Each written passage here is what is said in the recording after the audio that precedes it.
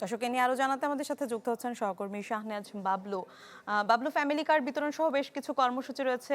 সড়ক পথে মৌলভীবাজারে যাচ্ছেন, প্রধানমন্ত্রী এখনো পৌঁছেছেন কিনা জানাবেন বিস্তারিত। দুর্দান্ত সব ফিচার নিয়ে এলো ক্যাপ্টেন ভিক্টর বাইক। এতে রয়েছে শক্তিশালী রিচার্জেবল ব্যাটারি, ব্লুটুথ এবং exciting music. Captain Victor bike, আনন্দে বাড়ুক শৈশব। মিলা প্রধানমন্ত্রী 10:30টার কিছুক্ষণ পরে সড়ক পথে সিলেট যে বিমানবন্দর রয়েছে সেখান থেকে রওনা করেছেন লাল সবুজের বাসে করে। তিনি তার সফর সঙ্গী যারা রয়েছেন তারা রয়েছেন সেই বাসে, কিন্তু নির্ধারিত যে সময় সেটি বেলা 1টায় তিনি এখানে পৌঁছানোর কথা রয়েছে। এর মধ্যে আরও প্রায় 1 ঘন্টা বাকি, কিন্তু ইতিমধ্যেই গুড়ি গুড়ি বৃষ্টি পড়ছে। এখন যারা এই যে আপনার শ্রীমঙ্গল যে ভিক্টোরিয়া কলেজ ভিক্টোরিয়া উচ্চ বিদ্যালয় মাঠ, সেখানে সাধারণ মানুষ এবং নেতাকর্মীরা জড়ো হচ্ছেন। সামনে একটি মঞ্চ তৈরি করা হয়েছে। আমি যদি মঞ্চটি দেখাই একটু আপনাকে, যে মঞ্চের কারণে যে মঞ্চের সামনে আরেকটু প্যান্ডেল করা হয়েছিল, কিন্তু এই বাতাসের কারণে প্যান্ডেলটি ভেঙে পড়েছে এবং নেতাকর্মীর সামনে বলা যায় খোলা আকাশের নিচে এখানে চেয়ার পেতে বসেছেন। এবং দীর্ঘদিন পর প্রধানমন্ত্রী আসছেন, বলা যায় 21 বছর পর। এখানে স্থানীয় মানুষ এবং নেতাকর্মীদের, বিএনপি নেতাকর্মীদের মধ্যে একটু উচ্ছ্বাস উদ্দীপনা তো রয়েছেই। তারা এখানে বিভিন্ন ব্যানার ফেস্টুন নিয়ে এসেছেন।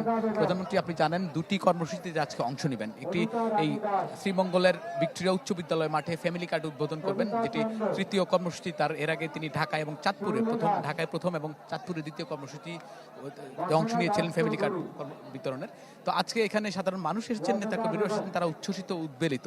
এখন আজকের যেই শ্রীমঙ্গল উপজেলার মির্জাপুর ইউনিয়ন রয়েছে, এখানে প্রায় মির্জাপুর ইউনিয়নে 1 নং ওয়ার্ডের 155 জন ভুক্ত পরিবারের মাঝে এই ফ্যামিলি কার্ড বিতরণ করুন প্রধানমন্ত্রী। এছাড়া এরপরে মৌলভীবাজার সদর উপজেলার আরেকটি ইউনিয়নে প্রায় 152 জনের ভুক্তভোগী পরিবারের মাঝে তিনি ফ্যামিলি কার্ড বিতরণ করবেন।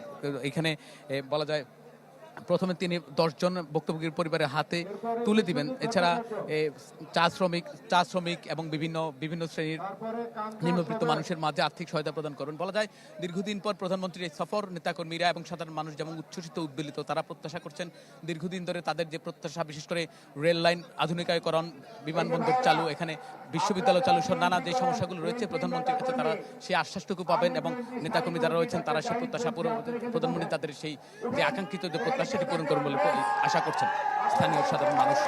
মিলা। জি বাবলু, ধন্যবাদ আপনাকে। শ্রীমঙ্গল থেকে সহকর্মী শাহনেজ বাবলু আমাদের সাথে যুক্ত হয়েছিলেন।